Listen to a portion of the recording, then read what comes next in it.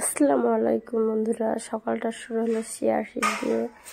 আজকে নতুন বছর বাংলা।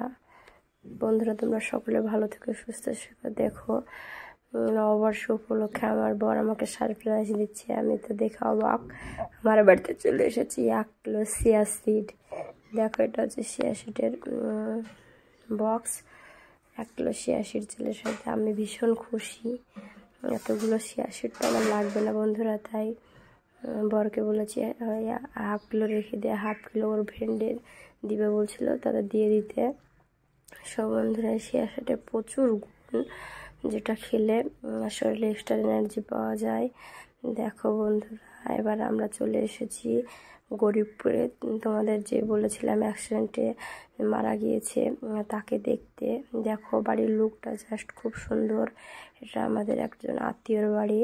গরিবপুরের নদীর ধারে বাড়িটা খুব সুন্দর। দেখো, এটা হচ্ছে বাড়ির সামনেকার ইয়ে।